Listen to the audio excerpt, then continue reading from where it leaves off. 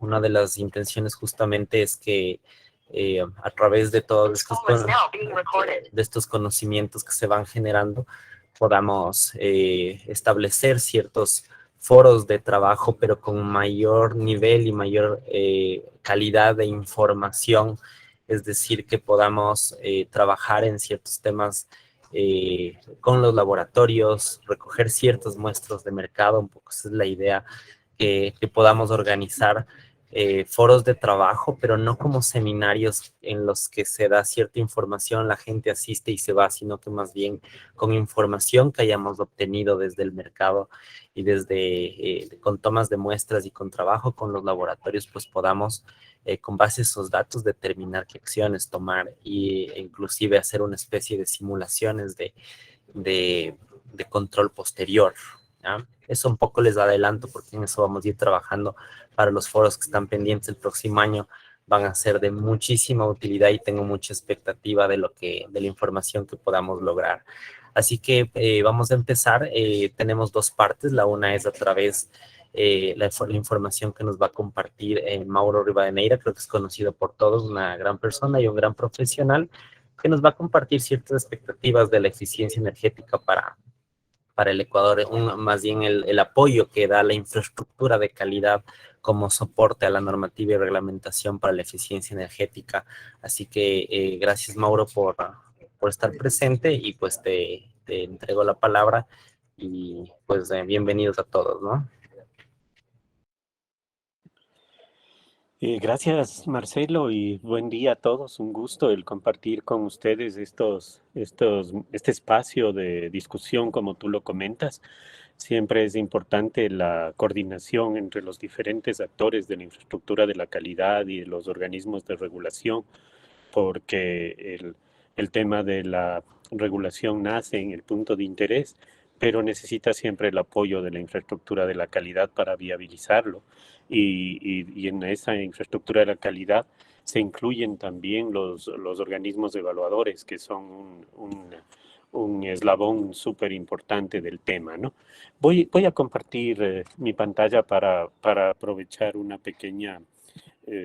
pequeño marco teórico de lo que queremos discutir hoy.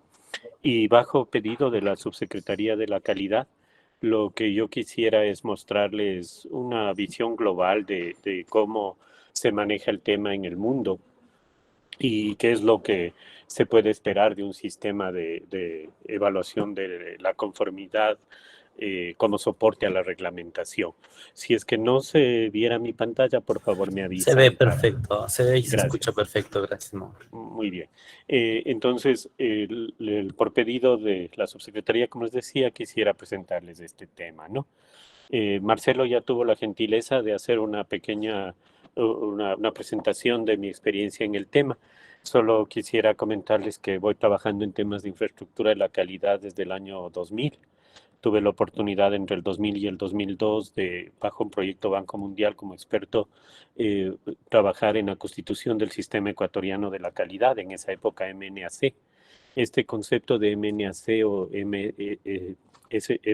MSTQ en inglés es un tema que se reemplazó con el de infraestructura de calidad a principios de este siglo. Y también, bueno, soy consultor del Banco Mundial en temas de calidad también, infraestructura de la calidad, y he venido trabajando varios años en el tema. En cuanto el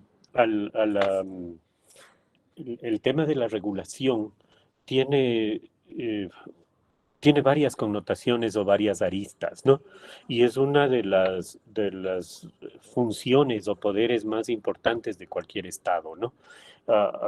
Casi que la OCDE, por ejemplo, lo pone al nivel de la política monetaria y política fiscal, a la política regulatoria ejecutada a través de la regulación. Es decir, si lo vemos como actividades que tiene que ejecutar un Estado, tienen una trascendencia y un impacto muy grande, ¿no?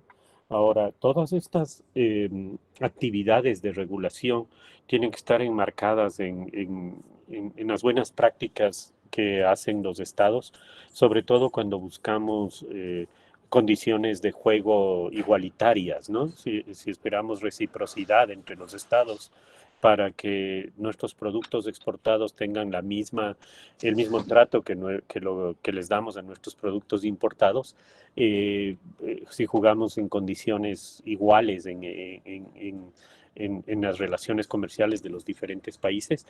La regulación ejercida a través de una política regulatoria juega un valor súper interesante, ¿no?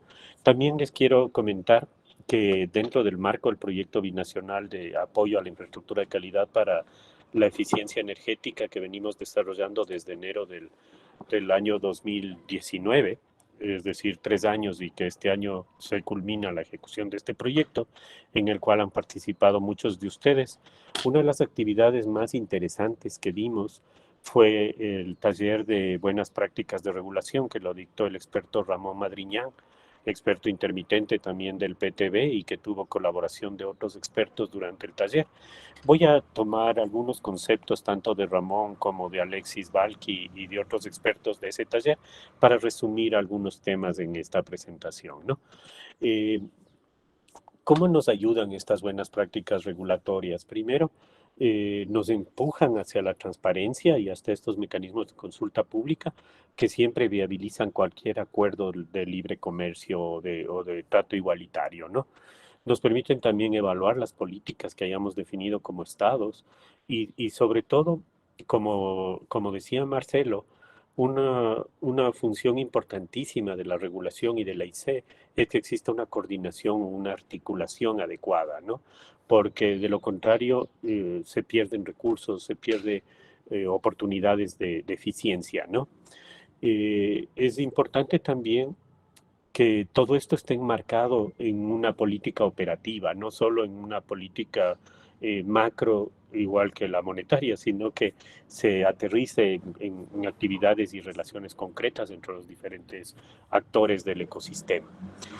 También es importante el establecer y revisar los mecanismos porque el Estado no solo regula un área, ¿no? En este caso vamos a concentrarnos en eficiencia energética, pero el Estado regula muchas otras áreas, ¿no? Y como hidrocarburos, salud, etcétera. Y es importante que los mecanismos y procedimientos sean los mismos y que la forma de regular sea consistente y estable y alineada a las buenas prácticas. Y sobre todo hacia los compromisos que el país tiene frente a la Organización Mundial de Comercio y a los tratados de libre comercio y justos, ¿no? Otro recordatorio que les quisiera hacer es que la infraestructura de la calidad, que es un concepto que, como les decía, se ha venido acuñando desde principios de siglo, tiene dos líneas, la voluntaria y la obligatoria. Es decir, siempre tratamos de visualizar primero el concepto o el haber utilizado el término de infraestructura, lo que busca es que a la calidad, que es más un intangible, le demos una tangibilidad o una racionalización dentro de los países o de las regiones. Y cuando pensamos en una infraestructura lo vemos como más real que virtual, ¿no? Igual que los procesos. Cuando los procesos que son virtuales los transformamos en procedimientos o en información documentada, como que los vemos más tangibles, ¿no? Entonces, el verle a la infraestructura la calidad así como una carretera, como un edificio, como un puente, como algo tangible, es más fácil en nuestra mente que verlo como un proceso, como algo virtual. De hecho, todos los elementos que participan en la infraestructura de la calidad, que ya los vamos a ver rápidamente cuáles son, nos ayudan en estas dos vías, tanto la voluntaria como la obligatoria. Y los elementos claves que vamos a ver son normas, metrología, acreditación como evaluación de la conformidad de todos los organismos evaluadores de la conformidad, como laboratorios, organismos de inspección, organismos de certificación.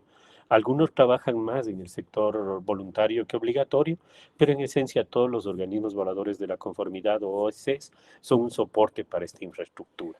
Ahora, esta infraestructura que, como les decía, incluye 3 elementos clave que normalmente son deficitarios, es decir, a los estados les cuesta mantener más que generar ingresos a través de los mismos.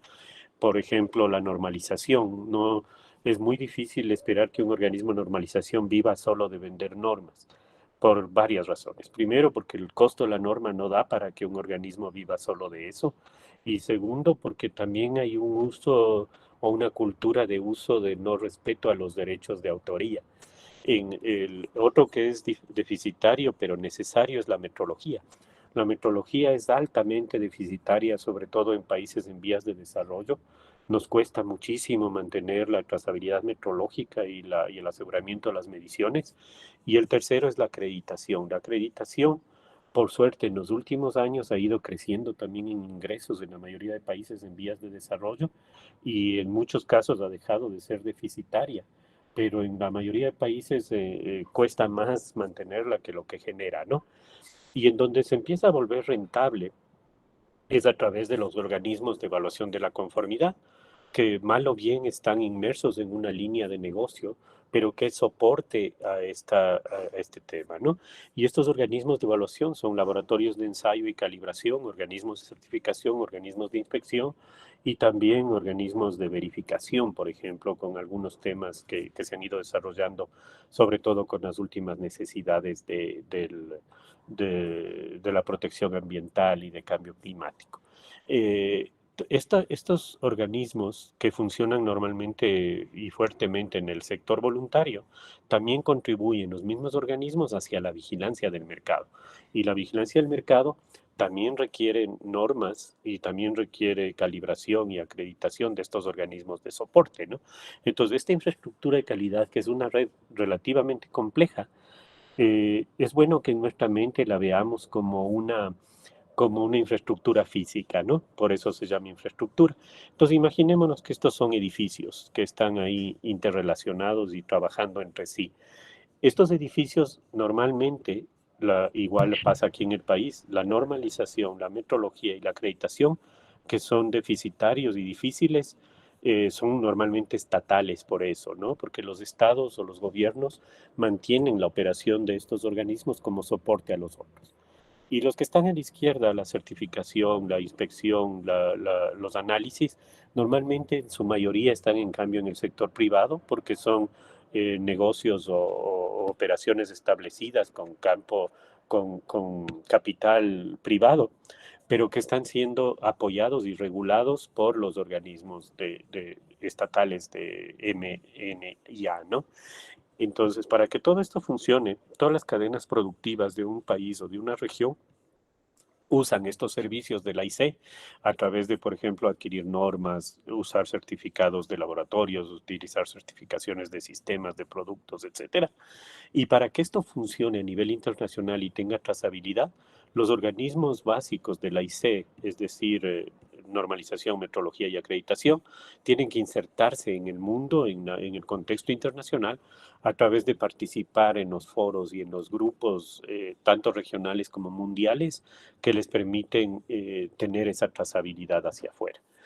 En el caso de la normalización, a nivel nacional, el representante del Servicio Ecuatoriano de Normalización, INEN, el INEN es parte del grupo regional que es la COPANT, la Comisión Panamericana de Normas Técnicas, y también es signatario de los normalizadores mundiales como ISO, IEC, Codex Alimentaria, y obviamente también el país es parte de la OMC y de la Organización de todo el contexto global de normalización. En cuanto a metrología, también a nivel nacional, el responsable o delegado es el Servicio Ecuatoriano de Normalización INEN, que también es parte del regional en las Américas del Sistema Interamericano de Metrología SIM, y también es parte del Buró Internacional de Pesas y Medidas y de la OIML a nivel mundial, que son los organismos reguladores. Y en el caso de la acreditación, el organismo designado a nivel nacional es el Servicio Ecuatoriano de Acreditación SAE, que es miembro pleno de la Cooperación Interamericana de Acreditación IAC, que es el regional, y los organismos mundiales son el IAF para sistemas y el ILAC para laboratorios, y estamos inmersos como país en Ecuador en los tres temas, ¿no? Tanto en normalización como metrología y acreditación. Tal vez para entender un poquito más cómo funciona esto, cuando la industria requiere servicios de los OECs como laboratorios, organismos de certificación, por ejemplo, una industria se certifica ISO 9000. El OEC le emite un certificado a esta industria Pero para que ese certificado esté inmerso en el mundo, este OEC tiene que estar acreditado por el Organismo Nacional de Acreditación. Es decir, la calidad es una cadena de confianza. Igual cuando una industria utiliza un análisis de un laboratorio, este laboratorio para verificar que está haciendo bien las cosas se acredita frente al organismo nacional en una cadena de confianza. Pero ustedes dirán, oye, ¿y quién me asegura que el Organismo Nacional de Acreditación, he tomado ejemplo acreditación, pero es muy parecido para metrología y para normalización? ¿Quién me asegura que el Organismo Nacional de Acreditación, en este caso el SAE, es competente para entregar esta acreditación a los OECs y que me trate que esos OECs están haciendo los análisis o las certificaciones de las inspecciones de manera adecuada? Entonces, como no hay acreditación de acreditadores, lo que se hace es a través del foro regional, por ejemplo, el IAC, se hace una comparación o una comparación par. Y el IAC escoge pares y dice, por ejemplo, no sé, el ONAC de Colombia, el INACAL de Perú, el EMA de México, etcétera, van a ir a hacer una visita y una comparación del sistema del SAE. Y si el SAE sale bien, firma el acuerdo de reconocimiento mutuo. Entonces, hay un trabajo fuerte en el organismo de acreditación de mantener su confianza y su validez técnica para mantener estos acuerdos. Lo mismo pasa en metrología a través de las capacidades de medición declaradas y es un esquema muy, muy parecido de comparación. Y lo mismo pasa en las otras regionales, ¿no? Igual que en América con IAC, pasa en Europa con European Accreditation, pasa en África con AFRAC, pasa en Asia y Pacífico con APLAC, y los diferentes organismos regionales hacen lo mismo. Y en el mundo, los organismos globales como ILAC para laboratorios y IAF para sistemas, hace una comparación, digamos, macro de todas las regionales. Y si el país, como en este caso el SAE, es signatario pleno de IAC y es signatario a través de este convenio también de ILAC y IAF, cualquier cadena de trazabilidad que se haga acá baja a otro país. Por ejemplo, un análisis de un laboratorio hecho en Ecuador, acreditado por el SAE, a una industria de acá, a través de eso puede entrar, por ejemplo, a un país europeo, porque el organismo, por ejemplo, el DAX en Alemania, UCAS en Inglaterra o ENAG en España, recibe como hecho en sitio el análisis o el certificado emitido en el país de origen y eso hace que no tengan que volver a repetir, sino que una industria en Alemania, por ejemplo, si es que recibe un certificado de un laboratorio acreditado, de una empresa de certificación acreditada ecuatoriana, la recepta como si hubiera sido hecha en su propio país, ¿no? Entonces eso es tremendamente importante. Ahora, cuando ya entramos en la reglamentación técnica y en la regulación, y específicamente ahora en el sector eléctrico, ya sabemos a través de esta explicación cuál es el rol de los tres organismos nacionales, ¿no?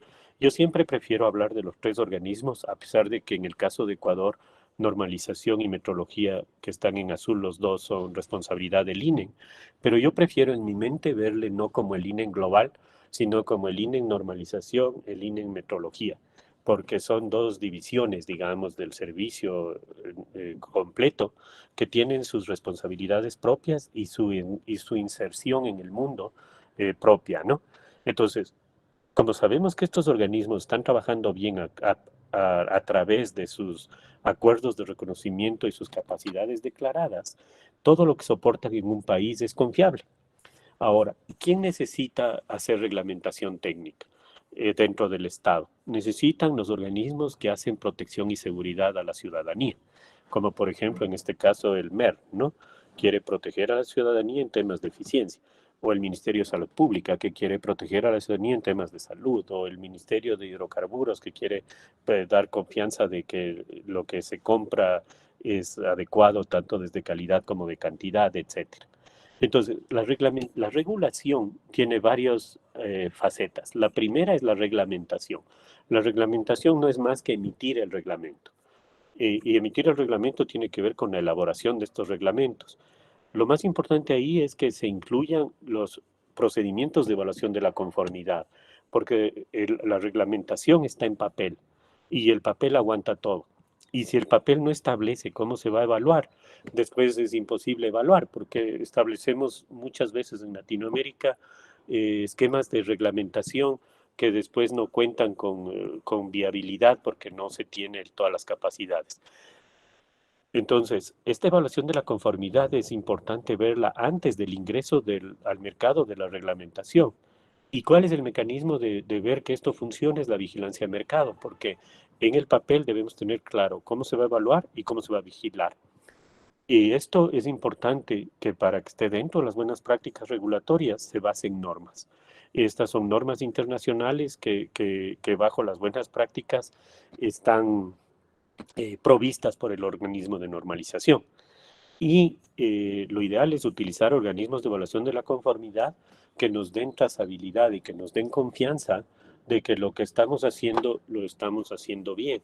¿Y quién nos da esa trazabilidad? El Organismo Nacional de Acreditación, que vio que estos organismos estén acreditados y va subiendo esa pirámide de la confianza que les mostré hace un momento, ¿no? Lo mismo para la vigilancia de mercado, los organismos de evaluación de la conformidad brindan también el mismo servicio. Entonces, por eso, por ejemplo, cuando hablamos de metrología, para ver algo más visualmente fácil en nuestra mente, cuando calibramos una balanza, lo que estamos haciendo es asegurándonos de que lo que pesa esa balanza es correcto, es el valor adecuado, lo que marque. Y decimos, sí, eso es confiable. Si no está calibrada, cualquier cosa que marque puede ser para arriba o para abajo y no sabemos cómo está operando. Pero esa balanza puede servir, la misma balanza, para pesar cosas dentro de un proceso productivo, por ejemplo. Entonces, si le uso dentro de un proceso productivo, no tiene una connotación legal, tiene una connotación voluntaria. Y lo que me aseguro es que lo que estoy pesando me va a asegurar que los ingredientes estén bien. Por ejemplo, si estoy haciendo un pastel y si peso una cantidad de azúcar o azúcar invertida y la balanza pesa de más, me va a salir dulce. Si la balanza pesa menos, me va a salir insípido. Entonces, para que mi proceso productivo esté bien desde como voluntad propia en el sector voluntario, prefiero tener calibrado mi equipo para que pese bien. Pero en cambio, en el sector regulatorio, si lo estoy usando para vender, por ejemplo, si yo estoy vendiendo y cobrando por 1 kilo, el usuario espera que le dé 1 kilo. Si le doy menos de 1 kilo, le estoy, entre comillas, estafando o perjudicando. Y si le doy de más de 1 kilo, estoy afectando a mis recursos como organización. Entonces, el Estado no se va a preocupar de que le dé de más, porque dirá, bueno, eso que le des de más está en tu sector voluntario, pero que le des de menos sí es responsabilidad mía como Estado de cuidar, que hagas comercio justo y que le des la cantidad que le vendiste. Entonces, la misma balanza o el mismo concepto de metrología está para los dos temas. Y lo mismo aplica en cualquier otro sector de la regulación, ¿no? Por ejemplo, en la protección ambiental. Si una industria que emite efluentes hace análisis voluntarios para ver si su planta de tratamiento funciona, es igual de válido que si un organismo estatal como el Ministerio del Ambiente o cualquiera que haya asumido esa competencia analiza un efluente para saber si los contaminantes están o no dentro de rangos aceptados o convenientes para el emisor. Entonces, el mismo laboratorio de análisis puede analizar los efluentes, qué sé yo, de QO, de BO, cualquier parámetro, sea para el sector voluntario o para el sector obligatorio o regulado. Es decir, toda esta infraestructura validada por el Organismo Nacional de Acreditación, en el caso de Ecuador, el SAE, es tremendamente útil para los dos sectores, ¿no? Ahora, lo que hay que cuidar aquí en la emisión o al establecer la reglamentación es que esto esté dentro de las prácticas internacionales. En cambio, en la práctica, cuando ya está emitida el marco legal que vaya a aplicar, es decir, la disposición ministerial o el acuerdo presidencial o cualquier mecanismo jurídico que se utilice, y pasamos ya en cambio a la regulación, es decir, a ponerlo en práctica, aquí es importante ver que esas regulaciones también incluyen procedimientos de evaluación es que incluyan elementos de monitoreo y reporte para ver cómo se comporta en el tiempo y existan también elementos de control y fiscalización que permitan también establecer sanciones, establecer estímulos. Acuérdense que la parte de la regulación y control y fiscalización no es siempre punitiva, ¿no? También hay leyes que establezcan beneficios por cumplir ciertas cosas. Y dentro de ese modelo, igual, ¿no? Acuérdense que la calidad es una cadena de confianza. La infraestructura de la calidad está para mantener vigente y confiable esa cadena de confianza. Entonces, igual, lo ideal es que se base en normas internacionales, porque esto es como hablar el mismo idioma, ¿no? Si lo que queremos es facilitar el comercio, y facilitar el comercio en principio o en concepto es una actividad sana porque todos necesitamos comercio en las dos vías.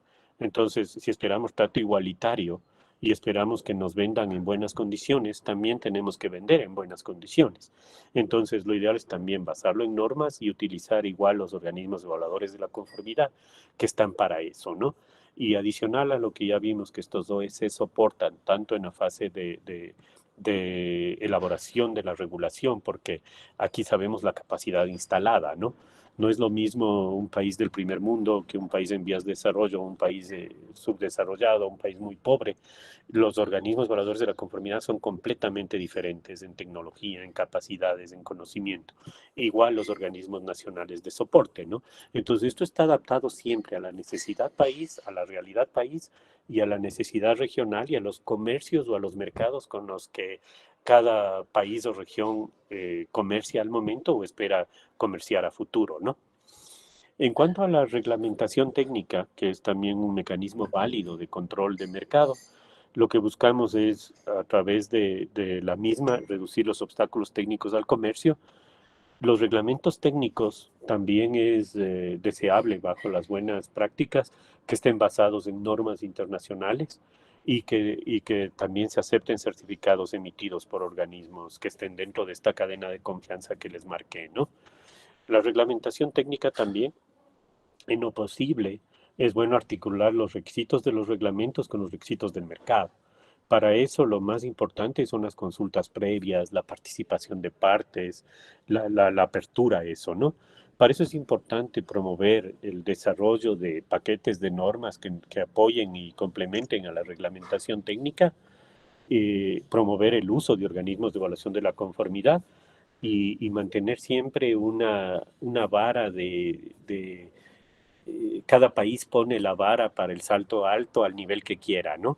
Pero es importante ir subiendo esa vara, ir elevando el estado del arte, porque cada vez la tecnología mejora, los niveles mejoran. Por eso las normas técnicas también se actualizan, ¿no? Por ejemplo, todas estas normas de análisis, por ejemplo, de laboratorio necesario para verificar la calidad de productos o la eficiencia o el consumo, en el caso de eléctricos, por ejemplo, van cambiando en el tiempo y es bueno irse actualizando a estas nuevas versiones de normas que siempre representan un nuevo desarrollo tecnológico en el mercado. Entonces, vale la pena mantener esa visión, ¿no? Esto es importante también considerar todos los pilares, digamos, de la infraestructura de la calidad, no solo la parte de análisis, sino también de metrología y bueno, normas ya lo hablamos también antes, pero lo ideal es estimular el uso de los organismos evaluadores con competencia técnica confirmada por los acreditadores. En cuanto finalmente, para terminar las reflexiones estas generales como visión global, es importantísimo también a la IC vincular el tema de la innovación y del desarrollo científico y tecnológico. En muchos casos hemos sentido o hemos visto que en el caso de los organismos de evaluación de la conformidad, no siempre hay una relación muy cercana con los organismos de la IC y con los organismos de la reglamentación o la de regulación.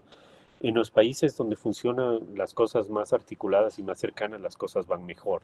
Y en el caso del uso de la innovación, la tecnología, el desarrollo, cada vez se vuelve más relevante, sobre todo cuando entramos en temas más complejos o de una complejidad mayor, como por ejemplo la economía circular, la protección ambiental, el cambio climático y temas que están afectando al mundo y que vemos que tienen muchas aristas, ¿no? En el cual la reglamentación, la regulación es una parte, pero que si no está del todo articulada con las otras, es muy complicado llevar adelante. Y una de las cosas que nos falta mucho en Latinoamérica y que se ve cada vez más latente es ese desarrollo de ciencia y tecnología. Y normalmente, y como reflexión final, yo quisiera llevarles a pensar que la ciencia y tecnología no siempre es el top, ¿no? O sea, no pensemos siempre en alta complejidad y en llegar a Marte o en ver altísimos grados de complejidad. La ciencia y la tecnología es un reflejo de lo que requerimos, ¿no? Entonces, no necesita ser top en ciencia o top en tecnología, sino el nivel adecuado que haga que el país o la región en la que estemos desarrollando la IC tenga un mejor soporte o un mejor análisis. Lo más conveniente ahí es la vinculación a los centros donde se desarrolla, ¿no? Universidades, academias, centros de investigación, que siempre es deseable involucrarlos en el tema. Y una vez involucrados, el resumen es que la forma más fácil de operar es que la infraestructura de la calidad o el coordinador, en este caso, por ejemplo, la Subsecretaría de Calidad, preste la mesa para regular cualquier sector. En esa mesa estén todas las partes interesadas para conocer las necesidades, expectativas, y el organismo responsable de emitir la reglamentación considere todas estas opciones a través de la evaluación del impacto regulatorio y ahí sí emita la norma. El contacto para saber cuáles son las capacidades de medición son obviamente la IC nacional, que sabe qué tiene acreditado y qué no, o qué líneas se van a acreditar a futuro. Eh, Cumpliendo con el tema, con el tiempo establecido, Marcelo, muchas gracias de mi parte a todos por su atención, por su interés en el tema y espero que hayamos cubierto la expectativa de conocer cómo funciona en términos generales la infraestructura de calidad como soporte a la reglamentación.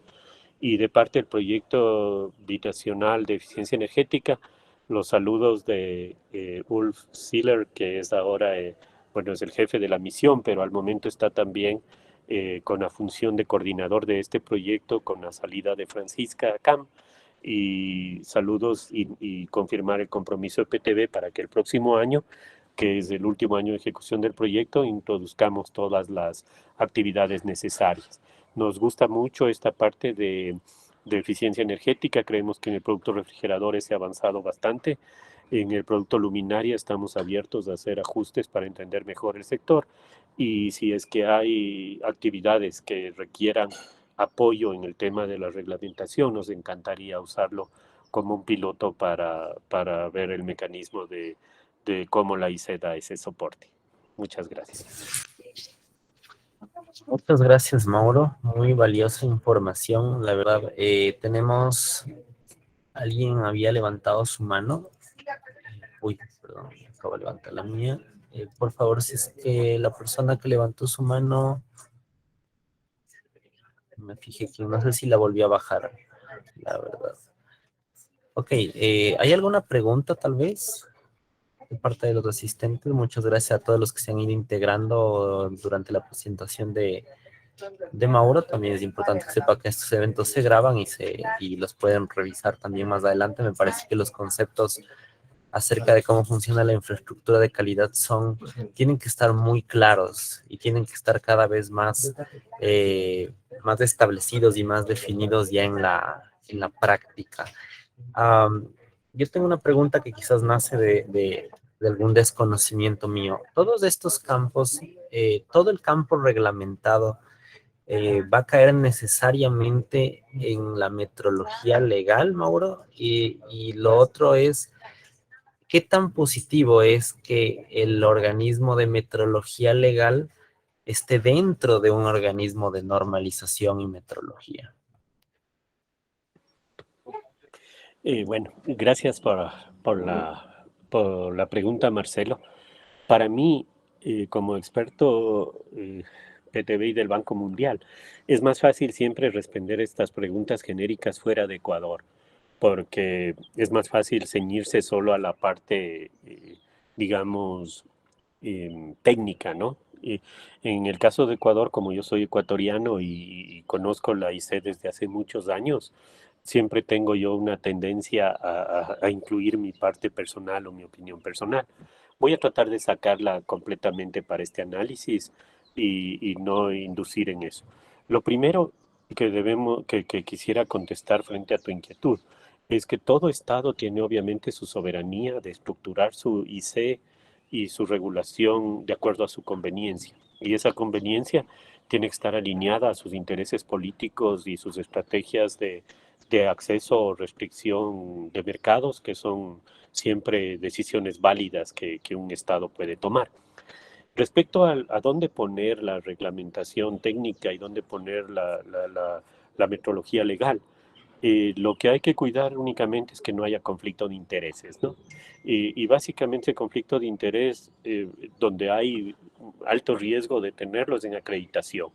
Mientras la acreditación se mantenga separado de los otros organismos, no hay mayor riesgo en caer en eso, ¿no? Entonces puede estar en diferentes sitios. Para mercados chicos como el nuestro, es usual que esté en un solo sitio. En países más complejos eso puede estar partido y estar en cada evaluación en un sitio. Normalmente, por ejemplo, la metodología legal en el caso de masas es algo muy fuerte, volumen es muy fuerte, pero en países en vías de desarrollo no tenemos necesidades muy complejas en otras magnitudes que otros países industrializados fuertemente sí las tienen. Entonces, no es difícil recomendar cuál es la mejor forma. En mi experiencia, yo siempre digo, más que pensar cuál es la mejor forma, lo ideal es que haya consenso en la forma que estamos utilizando y le volvamos práctica, aunque no sea la mejor. O sea, yo creo que siempre una estrategia bien ejecutada es mejor que una estrategia ideal mal ejecutada. Es decir, si la estrategia es no ideal, pero sí es buena o adecuada, al menos si no llega a buena, llega a adecuada, y es viable porque no choca con el contexto internacional. Es bueno, mejor esa estrategia llevarla a la práctica y llevarla a la práctica de manera coordinada.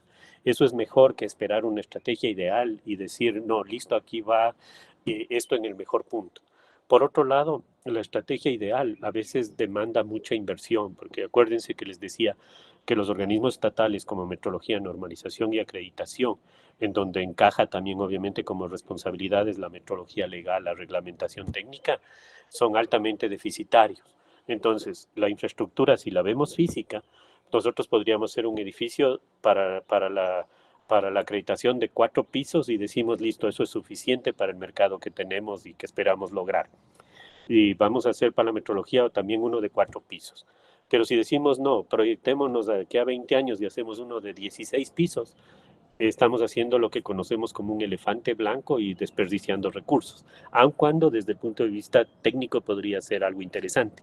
Entonces, aquí hay que jugar un balance entre no generar elefantes blancos grandotes que pierdan recursos, pero tampoco tener cosas chiquitas que no permitan hacer nada. O sea, si tengo la necesidad a lo mejor de un edificio de 4 pisos para la reglamentación y vigilancia y en la práctica tengo un piso o medio piso, sé que tampoco va a funcionar. Entonces, pero es difícil.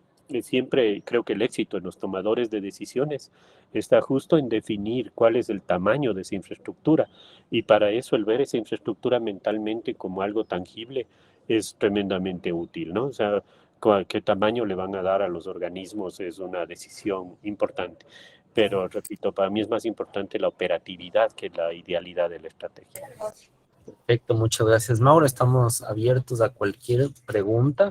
Les voy a pedir, por favor, a todos los asistentes en el chat. Usted tiene ahora un link para que, por favor, se registre y nos deje algunos datos. Para nosotros también es importante ir diseñando estos eventos, ejecutando estos eventos conforme a ciertas necesidades específicas que ya se van presentando de parte de cada actor. Entonces, por favor, en su link, en su chat se encuentra en este momento un link para que usted se registre. Vamos a continuar y por favor como les digo, cualquier inquietud, estamos dispuestos y los ponentes están dispuestos a resolverla. Vamos a recibir al ingeniero Luis Manzano Villafuerte, que él es director de gestión y promoción de proyectos de eficiencia energética por parte del Ministerio de Energía y Recursos Naturales No Renovables. Bienvenido, ingeniero, mucho gusto conocerlo y pues le entrego la palabra. Muchas gracias a todos y a usted por su tiempo. Muchas gracias, muy buenos días a todos. Gracias, Marcelo, por la coordinación y por la invitación a este importante evento en el que definitivamente lo que queremos nosotros es difundir y socializar la expedición del reciente reglamento a la Ley Orgánica de Eficiencia Energética. Realmente se constituye un ente, más bien un hito relevante para el país, en razón de que esta reglamentación definitivamente va a impulsar las acciones y temas en el ámbito de la eficiencia energética como tal. Entonces, sin más, voy a proceder a presentar la pantalla. Permítame.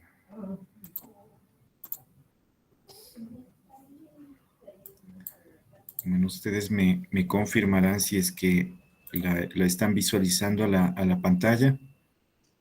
Al momento la vemos como un PowerPoint, no como una presentación, si lo puede ampliar mejor. Ok, unos minutitos.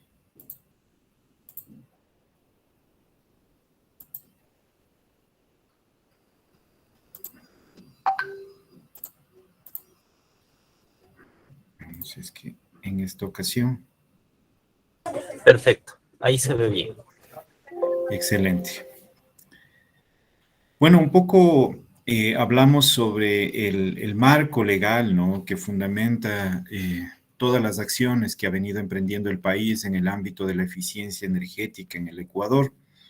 Y definitivamente lo apuntalamos en el marco de la Constitución de la República, en donde en su artículo 413 ya determina una competencia para el Estado de promover tanto la eficiencia energética como también el uso de las tecnologías ambientalmente limpias y sanas, como son las energías renovables.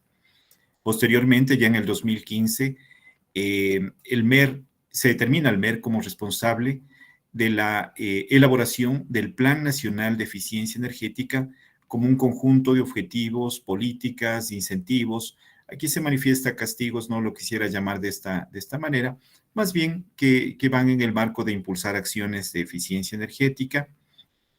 Posteriormente, se hace el lanzamiento en el año 2017 del Plan Nacional de Eficiencia Energética, que tiene como objetivo el incrementar el uso eficiente de los recursos energéticos mediante justamente la ejecución de programas y proyectos en esta índole.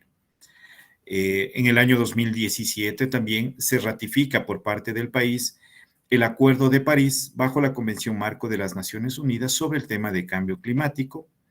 En el 2018 se declara como política pública del gobierno del Ecuador la adopción de la Agenda 2030 para el Desarrollo Sostenible. En el 2019 se expide la Ley Orgánica de Eficiencia Energética, estableciéndose el marco legal y régimen de funcionamiento del Sistema Nacional de Eficiencia Energética, y recientemente se expide en este año el reglamento a la Ley Orgánica de Eficiencia Energética, que desarrolla y estructura la normativa necesaria para aplicar lo dispuesto en la ley. Hablando un poco sobre el Plan Nacional de Eficiencia Energética, que tiene como objetivo general y transversalidad, ¿no es cierto?, de todos los ejes de consumo, el incrementar justamente la eficiencia de los recursos energéticos con la ejecución de diferentes programas y proyectos de índole de eficiencia energética, tanto en la oferta como también en la demanda de energía, con el objetivo final de reducir la importación de los derivados de petróleo y contribuir a la mitigación del cambio climático, ¿no?, generando con esto una cultura de eficiencia energética a nivel nacional. ¿Qué ejes tiene en el ámbito de acción el PLANE? Tenemos el eje industrial, el eje transporte. También importante, se ha determinado una particularidad para Galápagos, el eje residencial, comercial y público, el de consumo energético, y también se ha determinado una particular importancia al ámbito jurídico, institucional y de acceso a la información.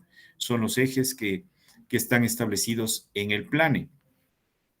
El Plan Nacional de Eficiencia Energética tiene como objetivo la energía evitada en 543 millones de barriles equivalentes de petróleo, esto en el marco de diferentes líneas de acción en todos los ejes que les había mencionado anteriormente, y que originará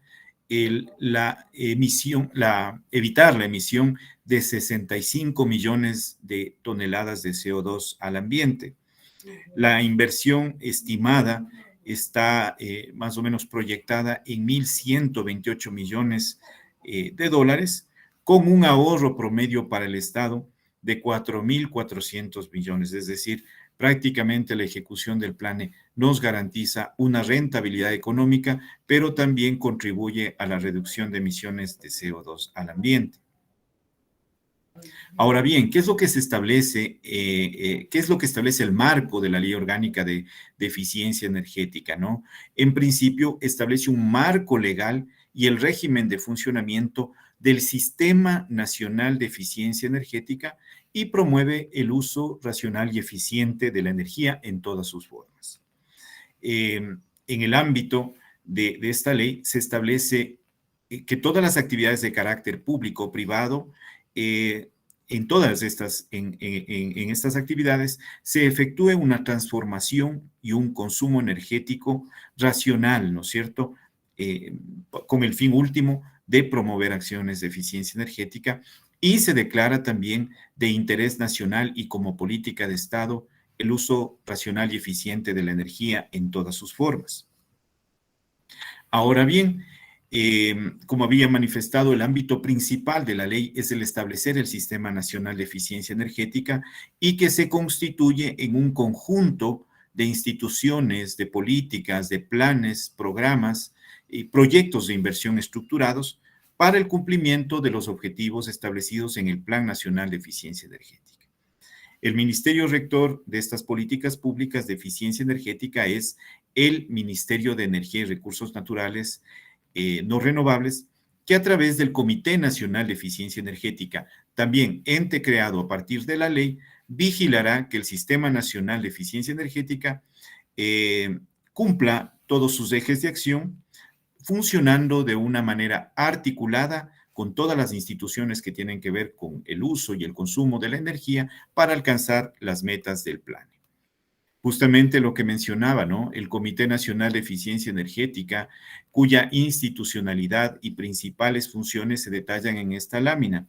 El comité está integrado por los principales actores o instituciones, tanto el sector público y privado que tienen relación con el consumo de energía. Por ejemplo, detallamos al Ministerio de Producción, justamente el anfitrión de este evento, el Ministerio de Ambiente, Agua y Transición Ecológica, el Ministerio de Transporte y Obras Públicas, el Ministerio de Desarrollo y Vivienda, el Ministerio de Economía y Finanzas, la Asociación de Municipalidades del Ecuador, la Asamblea del Sistema de Educación Superior del país, y también importante la participación de las cámaras de producción y comercio como actores relevantes e importantes con poder de decisión para determinar un ámbito de transición ecológica, ¿no? Aprovechando justamente estas acciones de eficiencia energética. ¿Cuáles son las principales funciones que tiene el Comité Nacional de Eficiencia Energética? Evaluar periódicamente el desempeño y los resultados de los objetivos y las políticas que se establezcan en el Plan Nacional de Eficiencia Energética. Articular también la elaboración de nuevas propuestas de políticas, tanto nacionales como intersectoriales e interinstitucionales. Definir los lineamientos para la elaboración, seguimiento y evaluación de los diferentes programas y proyectos que se ejecuten en el país en temas de eficiencia energética, y también priorizar los programas y proyectos a ser financiados por el Fondo Nacional de Inversiones de Eficiencia Energética, que también es un ámbito que dentro de la ley se lo establece que se ejecute, ¿no? Y hablando un poco sobre el contexto general de lo que se ha establecido en el reglamento, el contenido general de este instrumento está fundamentado en tres aspectos, ¿no? Un título primero en el cual se engloban todos los aspectos fundamentales, un segundo título en el que se encuentra la estructura y funcionamiento del Sistema Nacional de Eficiencia Energética. Está un tercer título en el que se definen el régimen de derechos, garantías, las responsabilidades de los diferentes actores, disposiciones transitorias y una disposición final. Todo esto prácticamente lo voy a ir presentando en las siguientes láminas, ¿no? Los aspectos fundamentales.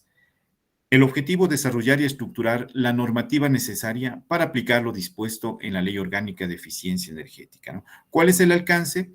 Este documento normativo, este reglamento, prevalece sobre cualquier otra disposición de menor jerarquía, es de obligatorio cumplimiento para el sector público, indicativo para el sector privado, será complementado con resoluciones normativas y regulaciones emitidas por el Consejo Nacional de Eficiencia Energética, los ministerios miembros del comité y sus agencias de regulación, los gobiernos autónomos descentralizados y regímenes especiales dentro del ámbito de sus competencias.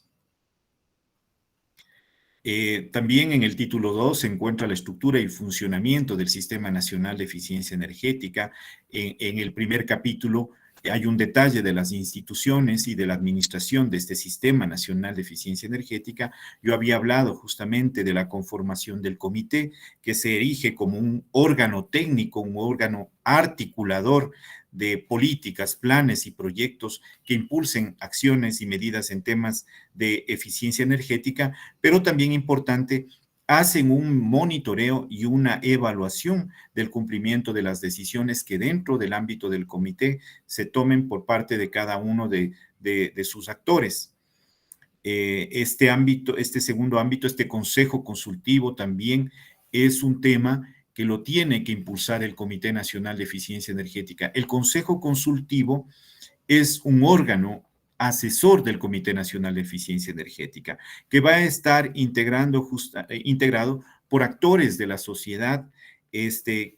Puede ser conformado por miembros de la academia, gremios profesionales, sectores productivos, sociedad civil organizada, que tengan interés y que tengan afinidad con los temas de eficiencia energética, ¿no? ¿Y qué función principal va a tener este consejo consultivo? Este consejo consultivo va a proponer lineamientos técnicos, elaborar programas, planes, proyectos de apoyo también al comité y recibir también los planteamientos y las inquietudes, sugerencias y reclamos que puedan tener los actores del Comité Nacional de Eficiencia Energética. Como digo, este es un órgano asesor del Comité Nacional, con lo cual se da una posibilidad también a la sociedad en general de poder participar en las decisiones relevantes que impulsen temas importantes en cuanto a eficiencia energética.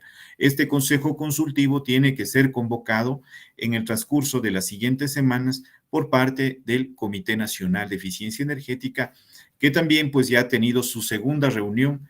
La semana anterior pues estuvo, hace 15 días reunido el comité, en donde participan principalmente tomadores de decisión, ¿no? En este caso, rangos de viceministros que están conjuntamente interactuando y brindando, digamos, cooperación para definir temas de eficiencia energética. Otro de los aspectos que se analizan en el título 2 de la estructura y funcionamiento de este Sistema Nacional de Eficiencia Energética se encuentra también la participación de los gobiernos autónomos descentralizados, ¿no? En donde, en coordinación con el comité, emitirán y socializarán y pondrán en operación los mecanismos para garantizar que las políticas y las metas nacionales sobre eficiencia energética puedan ser aplicadas dentro de sus circunscripciones territoriales y cubierto justamente con sus recursos económicos. Aquí vale destacar las acciones que ya han venido emprendiendo varios de los principales municipios del país. Hablemos, por ejemplo, del municipio de Cuenca, que tiene un programa muy interesante de movilidad sostenible. está justamente con la ejecución del tranvía, el municipio de Guayaquil de igual forma con la aerovía, en donde que se han considerado importantes criterios en cuanto a temas ecoeficientes de construcción sostenible y obviamente pues también precautelando que el uso de la energía eléctrica pues tenga los mejores o más bien una racionalización de la energía, destacar la importancia también aquí en el municipio de Quito con la construcción del metro, es decir, ya hay acciones, ya hay definitivamente han emprendido iniciativas los municipios en el marco de la eficiencia energética y con lo cual pues definitivamente el comité lo que hará es recabar estos importantes esfuerzos y aunar también esas iniciativas en pro de un desarrollo de la eficiencia energética a nivel nacional. Bueno, en el marco del Plan Nacional de Eficiencia Energética tenemos un plan que tiene un horizonte de 20 años, 2016-2035, no obstante, tiene que también ser actualizado y buscar la articulación con el resto de instituciones que tienen que ver justamente en las diferentes líneas de acción. Entonces, hablamos de la competencia de que cada ministerio, miembro del comité, será responsable del cumplimiento de estas políticas, de estas acciones y medidas que se encuentran expuestas en el Plan Nacional de Eficiencia Energética y también el de proporcionar la información que solicita en este caso el Ministerio de Energía para poder desarrollar el monitoreo y la evaluación pertinente de cada una de estas acciones, ¿no? Como se plantea, el Ministerio de Energía es el responsable del seguimiento y de la evaluación del plan, siendo el encargado también de emitir los diferentes reportes correspondientes. En otro de los títulos, bueno, el título 2 se encuentra también el ámbito de los sectores regulados. Aquí también la Ley Orgánica de Eficiencia Energética determina una clasificación de los consumidores de energía, distribuyéndoles en grandes, medianos y pequeños consumidores en el ámbito público, industrial y comercial. Y se ha hecho más bien una clasificación, ¿no es cierto?, de los principales consumidores, tanto en el ámbito del consumo de energía eléctrica como en el tema del uso de los combustibles fósiles como tal. Estos rangos tienen que ser actualizados actualmente por el Comité Nacional de Eficiencia Energética y una nueva metodología está siendo preparada por el Instituto de Investigación Geológico Energético en el ámbito de poder clasificar estos grandes consumidores, ¿no? ¿Qué obligaciones, tienen estos consumidores de energía? El proporcionar hasta el último día de enero de cada año información sobre la utilización energética, ¿no? ¿Con qué objetivo? Estos grandes consumidores de energía tienen justamente la obligatoriedad a partir del año 2025 de implementar la norma ecuatoriana de gestión de la energía, ¿no? La NTE INEN ISO 50001 en sus operaciones. Pero ¿con qué objetivo, con qué ámbito lo estamos nosotros impulsando a esta normativa como tal? Está ampliamente probada que la implementación de la herramienta de la ISO 50001 genera ahorros importantes en el ámbito de los procesos productivos y en cualquier, digamos, institución o área que implemente la norma como tal. El ministerio, de hecho, desarrolló un plan en el año 2015, en el que participaron 37 empresas que implementaron sistemas de gestión de la energía, con ahorros en el orden del 15 al 20% del consumo de energía en sus instalaciones, tanto de energía eléctrica como de combustibles fósiles. Es decir, es prácticamente probada que la herramienta tiene resultados y únicamente con la identificación o la mejora de procesos productivos. Luego el tema de recambio tecnológico le garantiza mayores ahorros y también, pues obviamente, la mejora en la competitividad, digamos, en el ámbito productivo. Cabe destacar que aquí en el país tenemos 3 empresas apenas que se han certificado con la norma ISO 50001. Recientemente la empresa Ferrero, tenemos a Indurama y a General Motors, que pues obviamente en algún momento pueden demostrar que el sistema ISO 50001 ha generado grandes resultados y un ahorro importante para sus industrias, pero también lo que se promueve es que haya un uso adecuado de la energía, que pues obviamente se genera a través de las fuentes renovables que nosotros tenemos de manera mayoritaria en el sector eléctrico, pero que también tenemos que tener un cuidado en el evitar, ¿no es cierto?, las emisiones de CO2 al ambiente. Perdón, disculpe, una pregunta. ¿En qué unidades está esos rangos de consumo en la lámina anterior? Está como galones por mes, pero ¿qué representa? Galones por mes. Y en energía eléctrica está en kilovatios hora por mes. Ok, entonces está distribuido en dos ámbitos, en uno consumo de energía y otro consumo de combustible. Sí, correcto. Bueno, también, ¿qué es lo que se promueve en esta estructura de funcionamiento del Sistema Nacional de Eficiencia Energética? La participación justamente de un nuevo mercado laboral en el país, que es la de los prestadores de servicios energéticos, ¿no es cierto? En otros países prácticamente ha dado resultados muy favorables el poder desarrollar este nuevo ámbito de profesionales que se conviertan en asesores de nuestras industrias, de nuestras empresas, de nuestros comercios y también qué mejor en los próximos años se instituyan empresas de servicios energéticos, ¿no? Que con los resultados de los ahorros prácticamente que se generen en las industrias, se establezca un mercado interesante de ahorro de la energía. Entonces, dentro de este capítulo está el tema de la generación de un listado de catálogo de prestadores de servicios energéticos, ¿no? En el ámbito de auditores, gestores de la energía, empresas de servicios energéticos.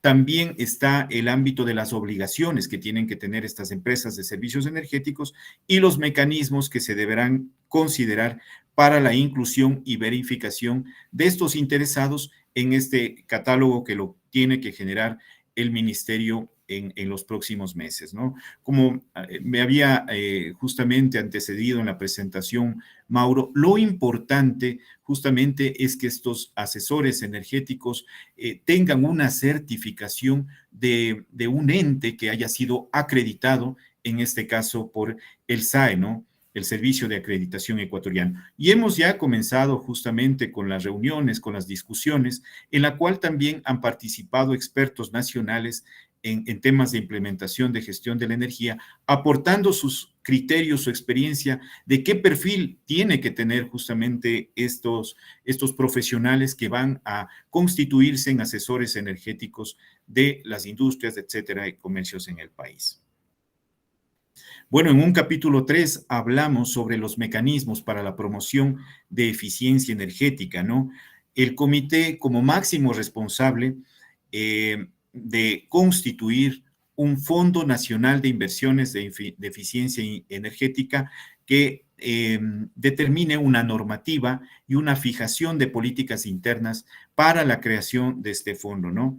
Aquí se definen los criterios de selección que se contemplarán en la metodología para priorizar y evaluar solicitudes de proyectos y programas en el seno del Comité Nacional de Eficiencia Energética, que determinará los parámetros de ponderación y valoración que podrán ser utilizados. También se encuentran los mecanismos de política de eficiencia energética. Aquí el comité promoverá capacitaciones, formaciones. También se establece dentro del reglamento el tema de desarrollar tarifas de eficiencia energética, normatividad y etiquetado, que también se lo está trabajando conjuntamente con el INE, procesos para proyectos de eficiencia energética, incentivos fiscales y tributarios con todos los órganos rectores que tienen que ver con esta materia. Importante esto, ¿no? Reconocimiento como referentes de la eficiencia energética. Hay instituciones, hay empresas, constructoras inclusive que actúan de manera adecuada en el ámbito de utilizar la norma ecuatoriana de la construcción en lo que tiene que ver con los capítulos que promueven la eficiencia energética. Es decir, a estas instituciones, pues realmente el país tiene que reconocer, dándoles un certificado como referentes de la eficiencia energética, avanzar también con el MIDUBI en el tema del etiquetado de los edificios que pues promuevan el tema de utilización de materiales, utilización de ámbitos constructivos que vayan en el marco justamente de promover un uso adecuado de la energía. Otro aspecto importante, el tema de los certificados de ahorro de energía que permitirán justamente a aquellas instituciones, industrias o comercios que están aplicando acciones eficientes el poder ser beneficiarios de un certificado de ahorro que le permitirá acceder a tarifas, que le permitirá acceder también a incentivos fiscales, tributarios, etcétera, que se promuevan en este ámbito del Comité Nacional de Eficiencia Energética. Y otros también aspectos que se puedan desarrollar en materias de política de eficiencia energética que van en el ámbito de promover justamente acciones y medidas en esta materia. Quiero destacar justamente este régimen de derechos y garantías, ¿no? El reglamento fue constituido en el marco de los principios establecidos en la Constitución, en la Ley Orgánica de Garantías Jurisdiccionales y Control Constitucional, es decir, otra normativa también se utilizó para establecer el reglamento, un reglamento construido en el marco de profesionales y expertos en materia de eficiencia energética que tomaron justamente las buenas experiencias y prácticas de países de la región y también buenas acciones que se han, digamos, generado o desarrollado en el país. Ahora bien, importante mencionar el incumplimiento de las obligaciones. Lo que busca el reglamento definitivamente no es penalizar, no es señalar absolutamente a nadie. Lo que sí busca es un comprometimiento de las instituciones que tienen que ver, como digo, con el uso de la energía como tal. Lo que se establece aquí en este artículo es que en caso de incumplimiento de obligaciones establecidas tanto en la ley como en el reglamento, los grandes consumidores industriales y comerciales no podrán ser elegibles para acceder a los beneficios establecidos en la ley y en el reglamento, o cualquier instrumento o disposición que forme parte del Sistema Nacional de Eficiencia Energética.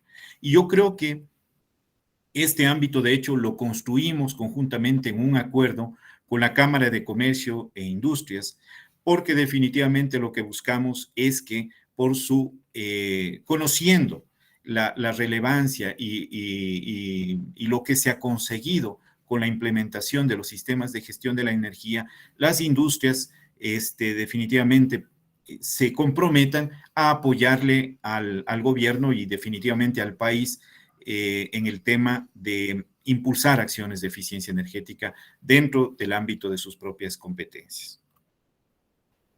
Bueno, aquí tenemos una serie de disposiciones transitorias que se tendrán que dar en el transcurso de los días, de los meses que vienen. Yo hablaba, por ejemplo, que una primera disposición transitoria es la de integrar el Consejo Consultivo, este ente asesor, este organismo técnico conformado por la sociedad civil en general, ¿no? En el que se promuevan diferentes proyectos y acciones. De igual forma, hablaba yo que el Instituto de Investigación está ya desarrollando la metodología para actualizar estos rangos y definir los consumidores de energía. Así también tenemos nosotros como responsabilidad el elaborar el Sistema Nacional de Estadísticas de Eficiencia Energética que se tiene que publicar en la página web y en el que se pueden consultar de primera mano cómo están las diferentes acciones definiéndose indicadores de ahorro energético, ¿no? Así también tenemos la elaboración de un manual de actualización del Plan Nacional de Eficiencia Energética que se construirá justamente con las diferentes instituciones que tienen que ver con el uso adecuado con el uso y consumo de la energía, ¿no? También tenemos se tiene que desarrollar esta primera convocatoria para el reconocimiento como referente de la eficiencia energética del país.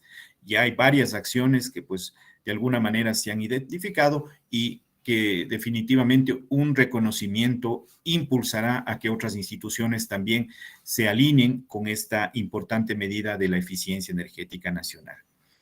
Se está trabajando con la Agencia de Regulación y Control en el análisis sobre una tarifa de eficiencia energética que justamente promoverá el que justamente a partir del año 2023 se aplique un incentivo tarifario a aquellas industrias que pues se comprometan con acciones y medidas de eficiencia energética. También tenemos la primera convocatoria a partir del año 2023 de los certificados de ahorro de energía y que será publicada igual por el Ministerio. Y también en el ámbito del transporte se analizará el tema de tarifas diferenciadas, preferenciales, para la carga de vehículos eléctricos al año 2024. Este es un tema que también pues se lo trabajará con el Ministerio de Transporte y Obras Públicas, obviamente con los gobiernos seccionales, en el ámbito de establecer líneas de acción para promover la movilidad sostenible en el país. Otras obligaciones, ¿no? Yo había hablado, ¿no?, de la responsabilidad que tiene el comité y sus entes que conforman este importante organismo, de que se recojan las acciones y medidas y de proporcionar información para la construcción del Plan Nacional de Eficiencia Energética. Otra de las obligaciones urgentes es la constitución del Fondo Nacional para Inversiones de Eficiencia Energética. Este tema lo estamos trabajando de igual forma con el Ministerio de Economía y Finanzas para que se instaure un mecanismo en el cual ya sea de organismos cooperantes, fondos revolventes, recursos que vengan del presupuesto general del Estado, se ubiquen en este importante fondo en donde se propiciará un mecanismo para priorizar y ejecutar proyectos en el ámbito de la eficiencia energética. Y que definitivamente no serán pocos, ¿no? Hoy por hoy, como ustedes saben, la energía renovable y la eficiencia energética en el mundo realmente se constituyen en las primeras líneas de acción que necesitan los países impulsar para proponer medidas de evitar emisiones de CO2 al ambiente y con esto, pues obviamente, mitigar los efectos del cambio climático. Y, pues obviamente, la convocatoria para el comité consultivo que se establece como un tema urgente. De mi parte, nada más, muchas gracias. Quedo atento a sus consultas y comentarios sobre la presentación. Muchas gracias, ingeniero. Antes de continuar con las preguntas, les vuelvo a pedir, por favor, que se registren en el link que está enviado en su chat, que nos deja una constancia de su participación y una retroalimentación acerca de este evento. Muy buena exposición, muchísimas gracias, muy clara y muy ilustrativa, la verdad. Por favor, si es que alguien tiene preguntas, estamos abiertos en este momento. Tenemos una pregunta de parte de Nelson Calle, supongo, sí, ¿no? Nelson Calle del INEN. El MER está trabajando en regulaciones para estandarizar los surtidores de energía para vehículos energéticos. ¿Qué propuesta está en marcha teniendo en cuenta que esto será la nueva modalidad de uso a mediano plazo? Sí, correcto. De hecho, pues hay un reciente decreto de la presidencia que establece que se impulse justamente la instalación de estaciones de carga a través del sector privado. Entonces, definitivamente, en el ministerio hay una entidad que está trabajando en este tema, es la Dirección de Análisis y Prospectiva Eléctrica, que lo que va a buscar es justamente con el INE el desarrollar una normativa específica para este tipo de estaciones de carga, ¿no? Pero es un tema que definitivamente está dentro de nuestra agenda sectorial y que lo vamos a coordinar también, igual con el Ministerio de Transporte y el Ministerio de Agua y Transición, Ambiente, Agua y Transición Ecológica, a través de una mesa técnica de movilidad sostenible. Correcto. Si es que estamos abiertos a más preguntas. Yo quisiera hacer una pregunta. Nos dice, respecto al control de los equipos que tienen relación a la eficiencia energética, ¿existe alguna normativa? Lorena Maldonado, de aquí del Ministerio de Producción. No desconozco, ¿no? Tendría ese ámbito, creo que lo maneja justamente el Ministerio de Producción bueno, si se promueve este tema, tendríamos que coordinar. El Ministerio de Producción es parte integrante de la mesa técnica del Consejo de Eficiencia Energética. ¿Para cuándo estaría prevista la primera reunión de la mesa técnica? Sí, dentro de las resoluciones del último comité se estableció que más o menos en el plazo de un mes se promueva ya el que trabajemos a través de los diferentes delegados de las instituciones y en el de ya desarrollar un plan de trabajo que será presentado al comité probablemente a inicios del próximo año. Um, Pregunta, ¿qué implicación tienen? Veo que todo está enfocado hacia los grandes consumidores y es correcto, pero haciendo un símil de lo que estamos viendo, por ejemplo, en Saruma, el impacto ambiental de los mineros pequeños, que en este caso son ilegales, inclusive ha causado un desastre. Haciendo la extrapolación, digamos, hacia el consumo energético de las MIPYMES, ¿qué implicación tienen? ¿Hay datos de eso? Porque quizás en una gran industria es más fácil calcular, pero en un grupo de MIPYMES, ¿hay algún cálculo, hay alguna implicación o plan al respecto? Sí, hay un primer estudio que desarrolló el Instituto de Investigación Geológico Energético, ¿no?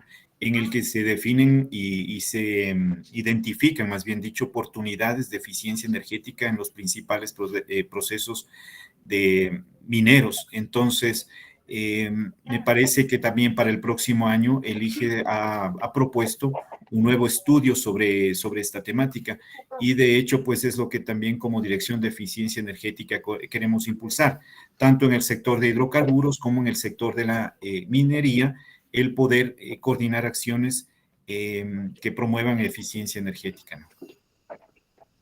Ok. Pregunta también con respecto a otros proyectos que se están gestionando desde esta subsecretaría. ¿Hay algún match, algún punto en común en donde podamos relacionar la eficiencia energética con la economía circular? Sí, bueno, nosotros estamos ahorita en conversaciones con la Fundación Ceres también, ¿no? Para poder trabajar de manera conjunta en el ámbito de la economía circular. De hecho, estamos programando una primera capacitación, un webinar para los próximos meses en el que nos puedan comentar sus experiencias. Y ahí sería importante también el poder con el Ministerio de Producción hacer un análisis, ¿no es cierto?, de lo que con nosotros desde el ámbito energético también podríamos, de alguna manera también apoyarles. Correcto, hace unos días escuché una entrevista, usted hablaba de las obligaciones de los GATS, y escuché una entrevista del alcalde de Quito, Santiago Guarderas, acerca de que él ha destinado o va a dejar de destinar fondos, por ejemplo, como la ampliación de la ruta viva para poder hacer restauración de calles y cambios en luminarias, ¿ya? Y quizás justamente este evento nace, como les decía, como iniciativa del señor Héctor Herrera por el tema luminarias. Nos hemos encontrado algunos obstáculos en este tema y quisiera saber si es que ya para lo que es de la aplicación de este reglamento, ya se tiene, digamos, la participación del municipio, porque estamos, en talleres anteriores se ha comentado de la quizás falta de competencia, hablo de competencia formativa, técnica de las personas que compran luminarias, y que justamente al hacer la transición de la luminaria de uso común a la luminaria de uso más eficiente, pues no se compra bien y no se usa bien. ¿Qué hay al respecto por ejemplo, este caso puntual de compra de luminarias del municipio de Quito para reemplazar lo que está dañado actualmente?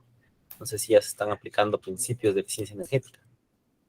Claro que sí, y es a partir de la empresa eléctrica Quito también, ¿no? Ellos tienen una unidad de energía, una dirección de energía renovable y eficiencia energética, y recientemente presentaron el plan de eficiencia energética y energía renovable que se va a aplicar en el año 2022.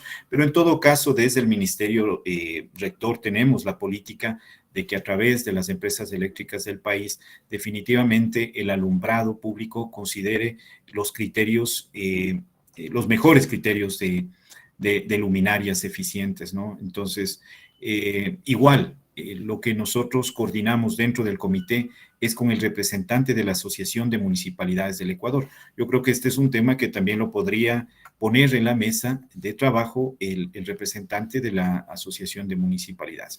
Pero reitero, o sea, el criterio, la política que desde el ente rector lo hacemos a través de las empresas es el recambio de luminarias, definitivamente las LED, ¿no? Que se están, de hecho, cambiando en algunos sectores del país. ¿Es factible trabajar junto con ustedes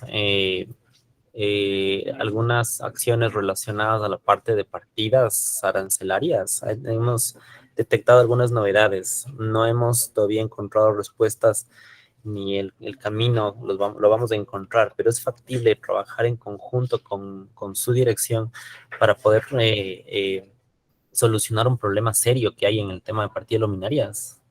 Definitivamente sí, Marcelo, ¿no? Yo creo que este espacio técnico que ya lo ha determinado como resolución el comité, va sacando temas interesantes en las cuales podríamos hacer coordinaciones interinstitucionales, como yo mencionaba. Entonces, definitivamente sí, yo siempre he promovido que esta dirección está abierta a cualquier tema de cooperación que lo podamos ejecutar con el resto de instituciones. Entonces, definitivamente sí lo haríamos. De hecho, el ámbito del comité es propiciar el tema de incentivos, ¿no? Ya sean arancelarios, fiduciarios, etcétera, ¿no? Entonces, totalmente de acuerdo, Marcelo. A mí me ratifica el señor Carlos Echeverría, director ejecutivo del SAE, que están trabajando en temas de certificación de personas que implementan ISO 50001. Tenemos una pregunta en el mismo tema que de Alex Fernando Rodríguez. Actualmente se encuentran aprobados algunos beneficios para las empresas que se encuentran certificadas bajo 50001. ¿Y cuál sería el ente con el cual se puede acceder a los mismos? No necesariamente como hizo 50001, ¿no? Un reciente análisis que elaboró la Agencia de Regulación, ya hay un incentivo tarifario al sector industrial desde el año 2018, ¿no? Lo que se busca más bien es con este tema de la ISO 50001, de alguna manera poder ir identificando esos esfuerzos que hacen las diferentes industrias en el ámbito de utilizar de manera adecuada la energía. Y están trabajando sobre certificación de personas que implementan 50001. No estoy 100% seguro, no sé si es que alguien del SAE o usted mismo nos puede contestar. ¿Ya existe el esquema de acreditación de ISO 50001 nacional con el SAE? Porque me mostró como 2 o 3 ejemplos ya de empresas nacionales, pero no sé si están certificadas con el servicio de acreditación de aquí. Claro, hemos iniciado, como yo manifestaba, conversaciones. Justamente está el doctor Carlos Echeverría con quienes nos reunimos en esta semana y planteamos ya el ámbito de elaborar un perfil de competencias que será luego evaluado por un ente acreditado por el SAE. Entonces, esto pues realmente se va construyendo.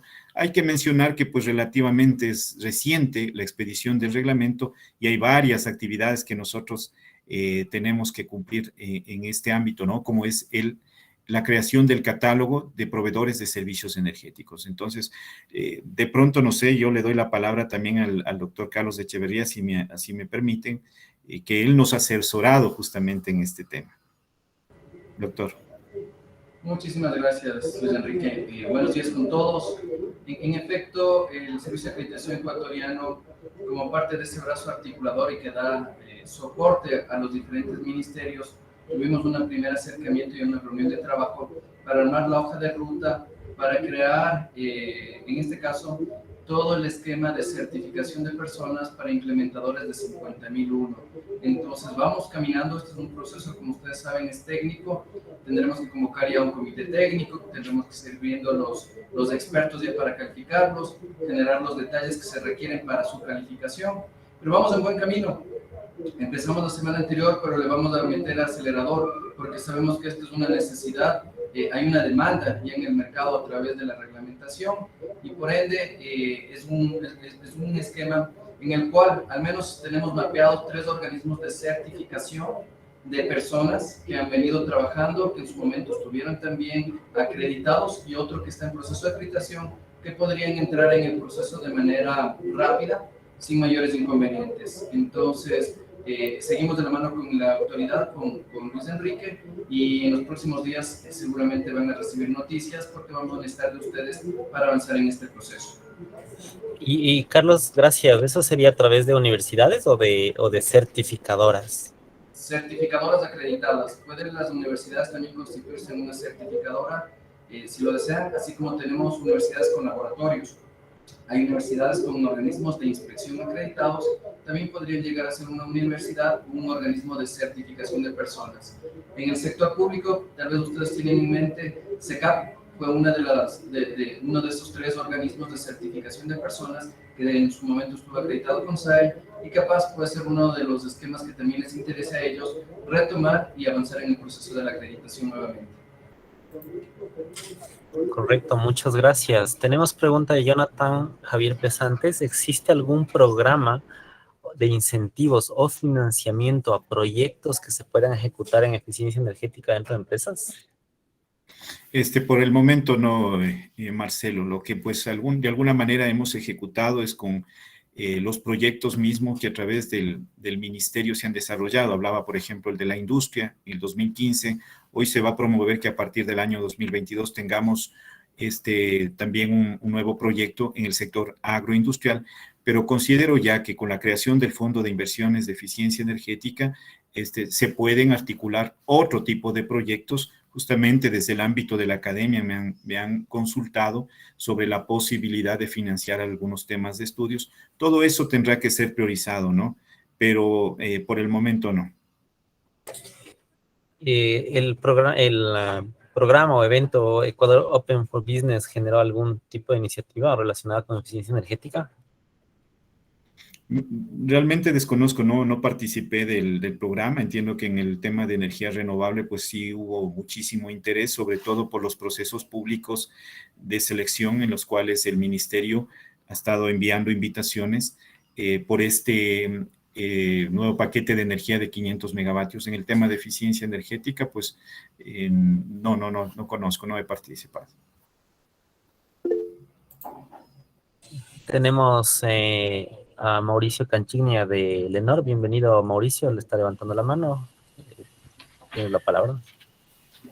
Muchas gracias. Buenos días con todos. Estimado Luis, tengo una preocupación. ¿Cómo se regularía el tema de que los expertos se califiquen o se certifiquen bajo 17024? Conociendo que en el mercado muchas veces lo que funciona actualmente es el tema de precios. Entonces, ¿cómo una empresa o por qué tendría que utilizar a una persona calificada frente a una persona que no esté certificada? ¿Sí? ¿Cómo se anclaría esta certificación? Para que impedir de alguna manera que aquel que no está certificado no pueda dar el servicio. Gracias, Mauricio, por la consulta. Definitivamente no buscamos aquello, ¿no? Lo que buscamos es que de alguna manera se garantice que la industria, la empresa o el comercio que acceda a un profesional que pueda asesorarle en el tema energético, tenga la seguridad, la garantía de que ese profesional prácticamente tuvo un proceso de capacitación, tuvo un proceso de evaluación de sus competencias y que definitivamente pues su implementación va a estar garantizada. De ninguna manera nosotros vamos a obligar a las industrias que pueda recurrir a otro profesional, puede inclusive un profesional de afuera venir a hacer la implementación y que no se encuentre dentro del catálogo, ¿no? Eso definitivamente no lo buscamos, no buscamos discriminar. Lo que sí buscamos es ofrecer un servicio en el que pues definitivamente las industrias, etcétera, instituciones incluso, puedan seleccionar una persona que de alguna manera ha incurrido en un proceso que tiene una trazabilidad con el tema de la ISO, ¿no? Entonces, eso sería. Ok, gracias. ¿Alguna otra pregunta, tal vez? Pensaría que no.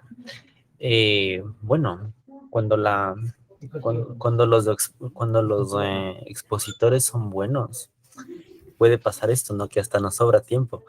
Y, y es explicar un reglamento en pocas palabras y hacer de lo complicado sencillo, pues es una buena virtud. Así que muchas gracias, Luis, y muchas gracias, Mauro, por la participación. Creo que hasta ahí estaríamos el día de hoy.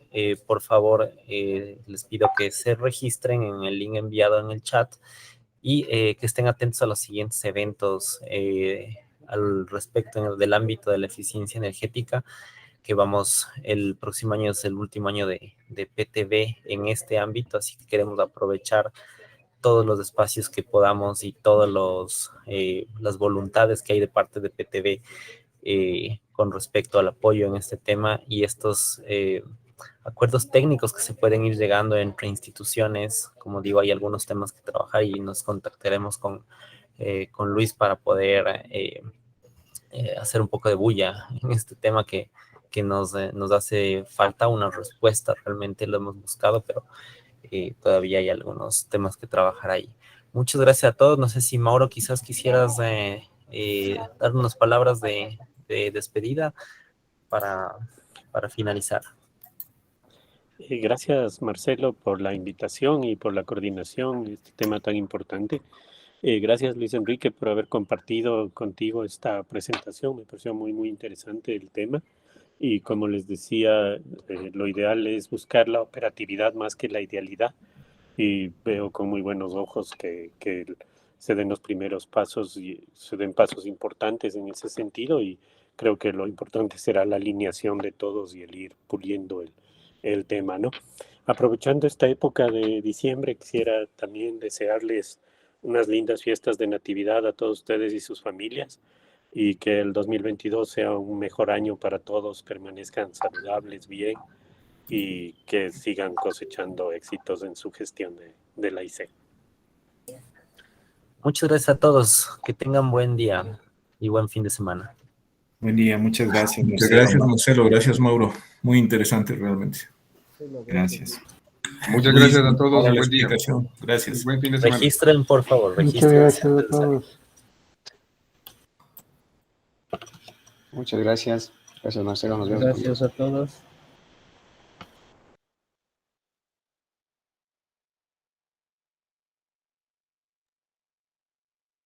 Muchas gracias. Muchas gracias. Gracias.